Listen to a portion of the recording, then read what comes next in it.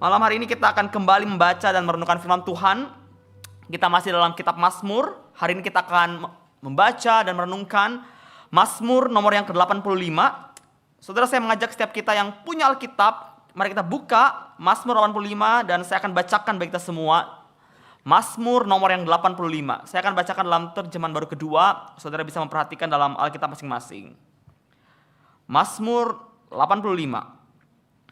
Untuk pemimpin biduan, Mazmur Bani Korah. Engkau telah berkenan pada tanahmu ya Tuhan, telah memulihkan keadaan Yakub. Engkau telah mengampuni kesalahan umatmu, telah menutupi segala dosa mereka. Engkau telah menyurutkan segala amarahmu, telah meredakan murkamu yang menyala-nyala. Pulihkanlah kami ya Allah penyelamat kami, dan buanglah sakit hatimu kepada kami. Untuk selamanyakah engkau murka atas kami dan melanjutkan murkamu turun-temurun? Apakah engkau tidak mau memulihkan hidup kami kembali, sehingga umatmu bersuka cita karena engkau? Perlihatkanlah kepada kami kasih setiamu ya Tuhan, dan berikanlah kepada kami pertolonganmu. Aku mau mendengar apa yang hendak difirmankan Allah. Sungguh, Tuhan hendak berbicara tentang damai kepada umatnya dan kepada orang-orang yang dikasihinya, supaya jangan mereka kembali kepada kebodohan. Sungguh, pertolongannya sudah dekat pada orang-orang yang takut akan Dia, sehingga kemuliaannya tinggal di negeri kita. Ayat 11. Kasih dan kesetiaan akan bertemu, keadilan dan damai sejahtera akan bercium-ciuman. Kesetiaan akan tumbuh dari bumi, dan keadilan akan menjenguk dari langit. Bahkan Tuhan akan memberikan kebaikan, dan tanah kita akan memberi hasilnya. Keadilannya akan berjalan di hadapannya, dan Ia menjejakkan kakinya di jalan itu. Amin. Saudara, saya percaya setiap kita yang hadir di kebaktian doa pada malam hari ini adalah orang-orang yang sudah percaya pada Tuhan Yesus. Dan oleh karena kita percaya pada Tuhan Yesus, maka kita berespons dengan datang pada kebaktian doa. Saudara, mungkin di antara kita ada sebagian besar yang sudah ikut Tuhan jadi orang Kristen selama puluhan tahun. Tapi juga mungkin ada yang belasan tahun, atau juga mungkin ada yang baru beberapa tahun. Saudara, sebagai orang Kristen, kita sungguh percaya bahwa ya, saya orang anak Tuhan, dosa saya diampuni, saya dapat berkat dari Tuhan. Tuhan betul-betul mengasihi saya. Tuhan sampai mati buat saya. Dia bangkit bagi saya. Dia menyelamatkan saya. Keselamatan saya gak bisa hilang dan seterusnya. Kita percaya akan hal-hal tersebut. Meski demikian, dalam kehidupan kita sebagai orang Kristen, pernahkah saudara mengalami atau merasakan penghakiman Tuhan menimpa saudara? Pernahkah saudara mengalami situasi hidup di mana ya, saya sudah kenal pengampunan Tuhan, tapi saudara saat itu terjerumus dalam lembah, dalam kebingungan di dalamnya karena tampaknya kasih karunia itu hilang, dan seakan-akan penghakiman Allah menggantikan kasih karunia itu. Saudara, apakah pernah mengalami hal tersebut? Suatu ketika seorang pemuda mendatangi saya dan dia mengatakan bahwa, "Lause, saya ragu akan keselamatan saya." Saya tanya, "Kenapa kamu ragu?" Dia kemudian jawab, "Saya rasa Tuhan sedang hukum saya. Saya rasa Tuhan sedang menghakimi saya." Saya tanya lagi, "Kenapa?" "Karena saya melakukan dosa-dosa tertentu sehingga saya nggak yakin sih kalau saya mati saya masuk surga." Dan saya pikir bukan hanya pemuda tersebut yang pernah mengalami hal ini. Saya rasa mungkin di antara kita dalam perjalanan iman kita yang entah itu sudah puluhan tahun, belasan tahun, atau beberapa tahun, kita juga mungkin kita dalam penderitaan kita mungkin sedang merasakan, "Aduh, saya ragu akan kasih karunia Tuhan. Saya rasa saya sedang dihukum Tuhan. Saya rasa saya sedang dihakimi oleh Tuhan." Jika demikian, bagaimana kita berespons? Bagaimana seharusnya kita bereaksi ketika kita mengalami hal-hal tersebut? Ketika kita melihat bahwa nampaknya kebaikan Tuhan, kemurahan Tuhan sedang akan tersembunyi dan kita sedang mengalami penghakiman Tuhan. Bagaimana kita berespons? Saudara, Mazmur 85 adalah Mazmur yang tepat jika engkau dan saya sedang mengalami hal tersebut. Dan Mazmur ini sedang berbicara tentang bagaimana kita harus berespons saat kita berada dalam kondisi spiritualitas yang kering.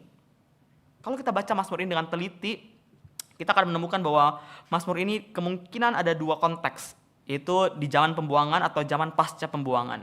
Mazmur ini kemungkinan ditulis ketika Israel ada di Babel, ketika waktu itu dia dikalahkan oleh Babylon sehingga mereka dibawa keluar dari Yerusalem, mereka nggak bisa lagi lihat bait suci, mereka dibawa pergi ke Babel, mereka tidak lagi menginjak tanah perjanjian mereka. Atau juga mungkin Mazmur ini ditulis ketika mereka sudah pulang dari Babel, ketika mereka diizinkan kembali ke Yerusalem, namun ketika mereka pulang mereka bukannya happy, bukannya bahagia, tapi juga mereka tetap berada di bawah penjajahan asing. yang buat mereka sulit untuk percaya pada Yahweh, yang buat mereka akhirnya, sebagian dari mereka akhirnya menyembah berhala-berhala. Entah mereka berada dalam pembuangan atau berada dalam pasca pembuangan, tapi intinya Mazmur ini mengatakan bahwa orang-orang yang sedang berseru, mereka sedang dihakimi Tuhan. Kerohanian mereka sangat kering. Mereka betul-betul lesu secara rohani. Mereka berpikir bahwa saya ini umat perjanjian. Saya ini keturunan Abraham. Saya ini umat pilihan Allah. Tapi saat ini saya kenapa mengalami penghakiman Tuhan? Kenapa saya mengalami hukuman Tuhan? Bukankah saya ini anaknya Abraham? Bukankah saya ini dipilih Tuhan? Lalu kenapa saya menderita? Kenapa saya dibuang ke Babel? Kenapa saya meskipun sudah kembali dari Babel, saya masih mengalami penjajahan asing? Oleh karena itu dalam kondisi yang lelah, lesu, baik itu secara fisik, secara spiritual, mereka datang memohon supaya Tuhan pulihkan mereka. Tuhan mengadakan suatu kebangunan rohani, suatu revival bagi mereka. Dan saya pikir Mazmur ini bisa jadi blueprint bagi kita semua yang mungkin sedang mengalami kekeringan rohani.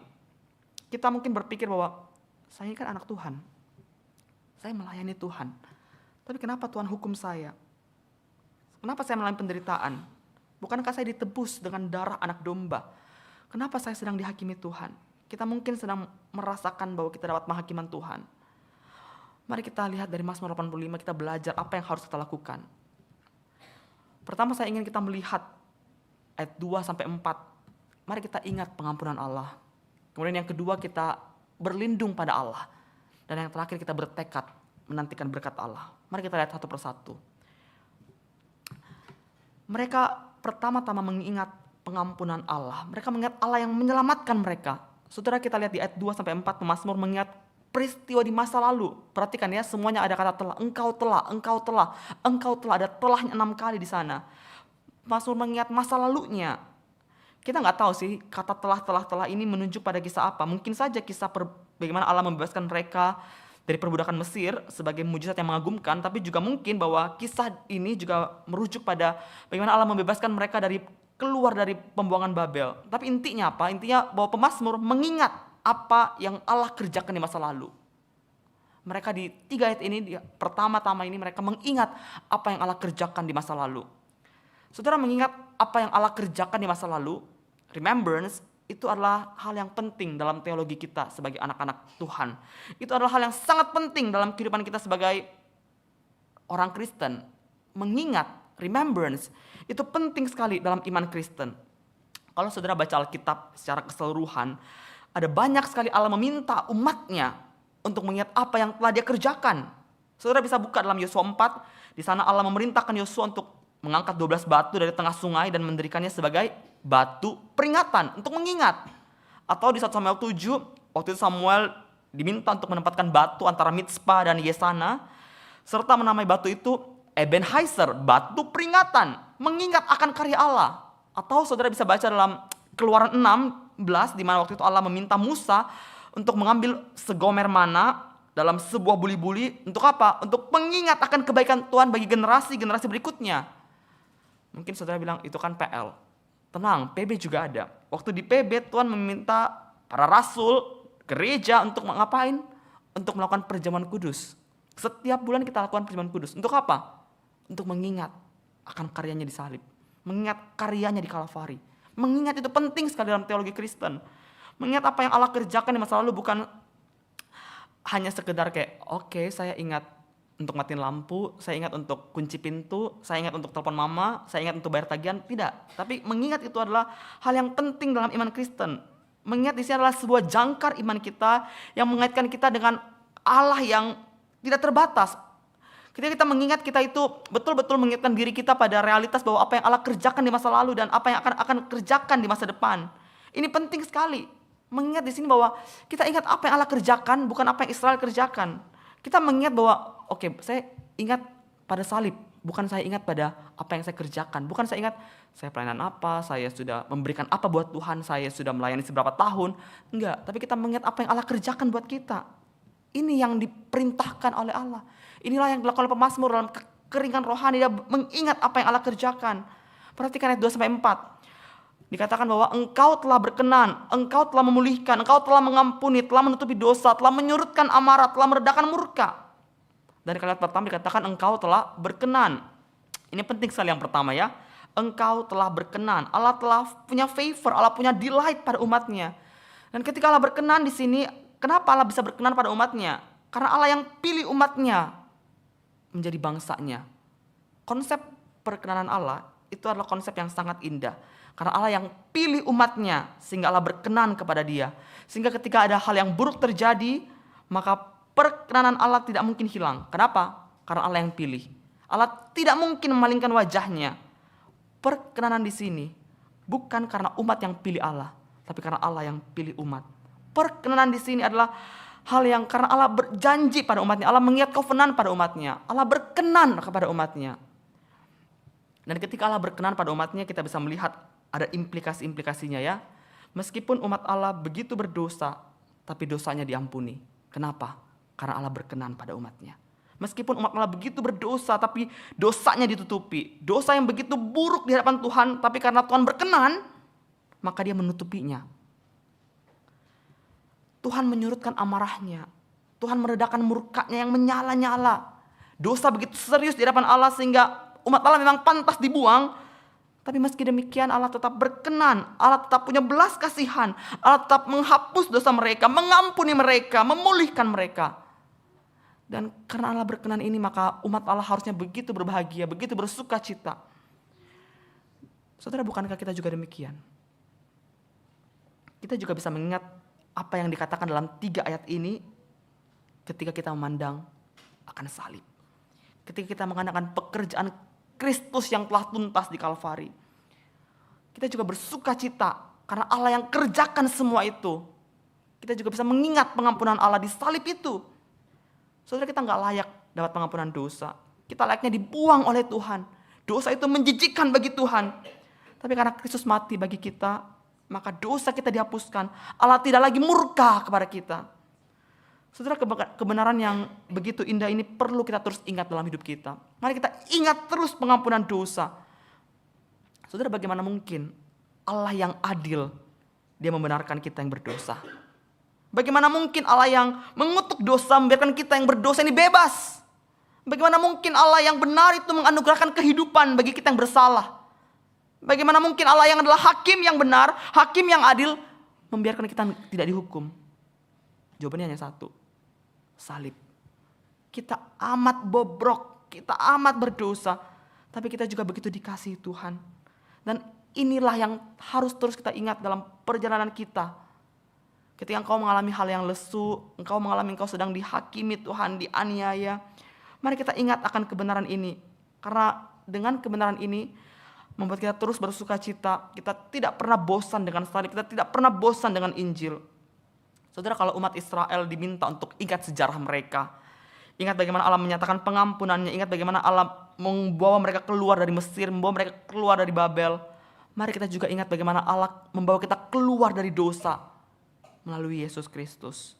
Dia bawa kita keluar dari kegelapan dosa menuju terangnya yang mulia dengan salib itu. Mari kita bersuka cita ketika kita ingat hal tersebut. Saudara, ketika engkau mungkin saat ini mengalami kekeringan secara rohani, mari ingat akan salib Kristus.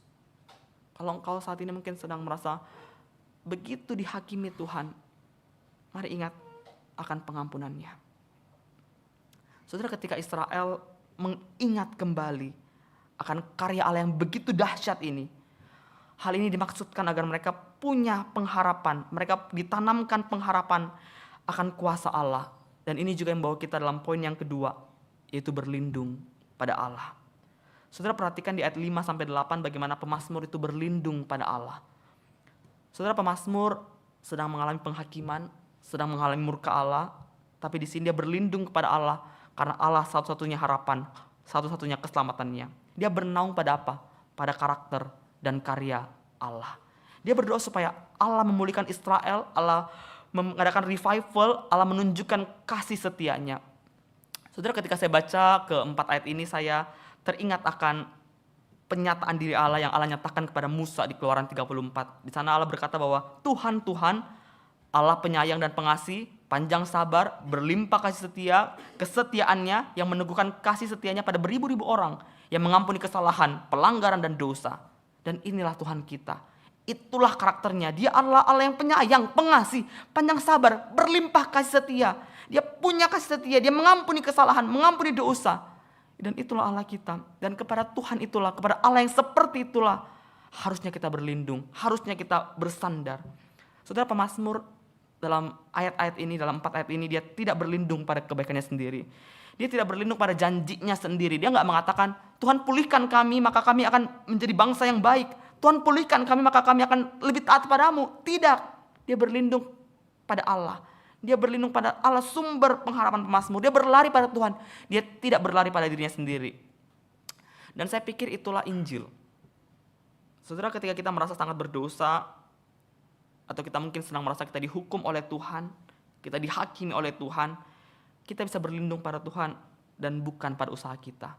Kita bisa tetap lari pada Tuhan, datang pada Tuhan. Kenapa? Karena karakter Tuhan.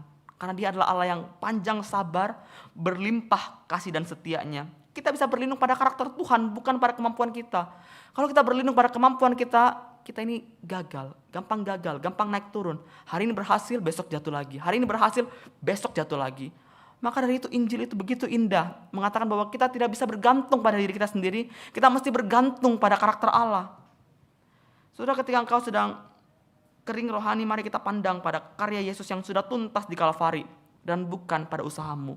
Engkau diselamatkan karena apa? Karena salib, bukan karena dirimu sendiri. Mari kita ingat akan pengampunan Tuhan itu yang begitu besar. Mari kita berlindung pada Dia sebagai satu-satunya harapan kita, sebagai satu-satunya keselamatan kita. Kita bisa berlindung pada Dia karena Dia setia.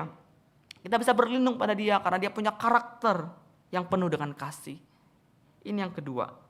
Dan yang terakhir, setelah mengingat dan berlindung pada Tuhan, pemazmur bertekad untuk menantikan berkat Tuhan. Dia menunjukkan kepercayaannya pada Tuhan. Mari kita lihat ayat 9, 10, sampai 14 nantinya. Di sana ada nada kepercayaan. Pemazmur percaya pada Tuhan. Pemazmur mau dengar Tuhan. Kenapa? Karena dia yakin Tuhan akan berbicara. Dikatakan, aku mau mendengar apa yang hendak difirmankan Allah. Tuhan akan memberikan damai sejahtera pada umatnya. Dikatakan pertolongan Tuhan sudah dekat. Keadilan dan kebenaran akan bersemi. Tuhan menghendaki apa yang baik. Saudara, meskipun pada bagian 3 ini pemazmur menantikan berkat Tuhan, tapi pemazmur tidak jadi pasif. Dalam kita menantikan berkat Tuhan, dalam kita trust Tuhan, juga ada panggilan untuk obey. Ayat 9 menjadi pengingat pemazmur agar pemazmur tidak kembali kepada kebodohan. Pemazmur harus tinggal dalam firman Tuhan. Percaya tidak boleh tanpa taat. Taat tidak boleh tanpa percaya. Trust and obey. Selalu bersama-sama. Dan di ayat-ayat berikutnya kita akan melihat bagaimana pemazmur yang percaya ini percaya taat pada Tuhan. Dan dalam menantikan berkat Tuhan, pemazmur ada mengafirmasi berkat yang sudah ada pada ayat 11. Dan juga dia menantikan berkat masa depan di ayat 12 sampai 14. Saudara, kalau kita lihat ayat 11 ya, dalam bahasa Indonesia kan dikatakan kasih dan kesetiaan akan bertemu. Keadilan dan damai sejahtera akan bercium-ciuman. Tapi kalau kita lihat dalam bahasa Inggris atau dalam bahasa aslinya, ayat 11 itu ya bukan dalam bentuk future, tapi dalam bentuk perfect. Dengan kata lain kita bisa mengatakan bahwa seharusnya ayat 11 diterjemahkan seperti ini ya. Kasih dan kesetiaan sudah bertemu, keadilan dan damai sejahtera sudah bercium-ciuman. Di ayat 11 ini kita menemukan ada 4 atribut Allah ya, dalam 2 pasang. Kasih dan kesetiaan, keadilan atau righteousness, dan damai sejahtera itu sepasang-sepasang. Saudara, dalam terang perjanjian baru, kita bisa mengatakan bahwa kasih dan setia bertemu, keadilan dan damai sejahtera bercium-ciuman di mana? Di mana kasih Tuhan dan kesetiaan Tuhan bertemu? Di mana kebenaran Tuhan dan damai sejahtera Tuhan juga bercium-ciuman? Di salib. Di salib Yesus mengerjakan semua itu. Dia menggenapi keadilan Allah sehingga orang berdosa punya damai sejahtera dengan Allah. Dengan keyakinan akan 4 atribut ini, bahwa Allah itu kasih, Allah itu adil, Allah itu setia, Allah itu sumber damai sejahtera. Pemazmur di ayat 12, kemudian dia menyatakan imannya. Apa imannya? Dia mengatakan bahwa kesetiaan akan tumbuh dari bumi dan keadilan akan menjenguk dari langit. Perhatikan bagaimana atribut kesetiaan dan keadilan bekerja. Kesetiaan tumbuh dari bumi, dari bawah, dan kebenaran akan menjenguk dari langit. Artinya apa? Tuhan bekerja dari atas dan dari bawah. Kemudian ayat 13 mengatakan bahwa bahkan Tuhan akan memberikan kebaikan dan tanah kita akan memberi hasilnya. Tuhan itu baik. Tuhan itu penuh anugerah. Tuhan itu murah hati. Yakobus pernah mengatakan bahwa setiap pemberian yang baik dari Tuhan, setiap anugerah yang sempurna datangnya dari atas, turun dari Bapa segala terang. Tuhan memberikan semua yang baik. Dan dalam Mazmur sebelumnya, 84 ayat 12, pemazmur mengatakan bahwa Tuhan tidak mungkin menahan kebaikan bagi orang yang hidup yang tidak bercela pada Tuhan. Dan di ayat terakhir, ayat 14, pemazmur mengatakan bahwa apa? Keadilan akan berjalan di hadapannya, dan ia menjejakkan kakinya di jalan itu. Tuhan akan tuntun pemazmur di jalan yang benar, karena Tuhan itu sendiri. Dia percaya pada Tuhan, dia menantikan berkat Tuhan. Saudara, jika engkau saat ini mengalami kelesuan, mari belajar dari pemazmur yang mengingat akan karya Allah yang besar di masa lalu. Kemudian berlindung padanya, serta menantikan berkat Tuhan di masa depan. Tuhan berjanji akan memberkati kita dengan kasih, dengan keadilan, dengan kedamaian. Dan ini semuanya Dia berikan bukan karena kita, tapi karena Dia. Bukan karena kita layak, tapi karena Tuhan yang melayakkan kita. Karena Dia berkenan pada kita. Bukan karena usaha kita, tapi karena usaha Tuhan. Bukan karena perbuatan kita, tapi karena salib Tuhan.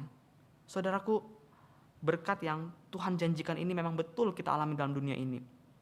Dalam dunia ini kita bisa mengalami banyak berkat-berkat.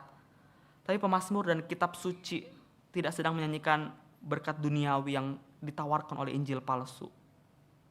Nyatanya apa? Tadi kita baca berita, tadi kita mendoakan bersama-sama. Nyatanya penderitaan lebih sering muncul dalam kehidupan orang Kristen. Apalagi di zaman akhir ini. Penderitaan itulah yang sering kali buat kita lesu, yang sering kali buat kita merasa, kenapa ya saya sudah melayani Tuhan, saya sudah rajin ke gereja, tapi saya merasa dihakimi Tuhan. Kita mungkin merasa, bukankah saya ini anak Allah, tapi kenapa saya menderita seperti ini? Saudara, mungkin saat ini engkau atau orang yang kau kasih sedang sakit, mungkin engkau sedang mengalami masalah dalam keluargamu, mungkin anakmu atau orang tuamu sedang berada dalam ambang perceraian, mungkin engkau ada masalah ekonomi, mungkin engkau sedang stres, mungkin engkau sedang depresi. Dalam masalah yang berat ini, engkau mungkin berpikir, jangan-jangan Tuhan hukum saya, jangan-jangan Tuhan menghakimi saya. Hal ini buat engkau kering secara rohani, engkau lesu. Saudara, jika engkau dalam kondisi seperti itu, mari ingat akan salib Kristus. Bukankah Kristus sudah mengampuni dosamu? Ingat bahwa Tuhan tidak lagi murka pada engkau. Berserulah, mohonlah pemulihan. Berserulah, mohon kasih setia Tuhan. Nantikanlah berkat Tuhan. Saudara, dalam kelesuan imanmu, berharaplah pada berkat yang paling ultima dan yang paling penting. Apa itu? Dosamu sudah diampuni. Dalam kita menantikan pemulihan Allah, nantikanlah pemulihan yang total di langit dan bumi yang baru. Saudara, dalam dunia ini, pemulihan yang diserukan pemazmur tidak akan terjadi secara sempurna, secara total. Dalam dunia yang penuh dosa, keadilan, kesetiaan, kebaikan tidak mungkin bisa dipenuhi secara total. Paulus sendiri mengatakan bahwa semua ciptaan, semua manusia, kita sama-sama merasa sakit bersalin. Kita menantikan pemulihan total itu. Oleh karena itu mari kita menantikan pemulihan yang sejati itu, di mana nanti kekekalan itu tidak ada dosa, tidak ada kematian, tidak ada iblis. Dan biarlah Mazmur ini menolong kita untuk betul-betul menghayati karya Yesus di masa lalu, serta juga kita mengharapkan akan kedatangannya di masa depan, di mana Dia akan memulihkan dunia ini secara total. Di langit dan bumi yang baru nanti, ketika Yesus memerintah, kesetiaan, keadilan, dan kebaikan akan memenuhi semua kita. Dalam penderitaanmu, dalam kelesuan imanmu, ingat berkat Tuhan, ingat pengampunannya, ingat salibnya. Berlindunglah pada salibnya, dan berharaplah pada salibnya. Amin. Mari kita berdoa.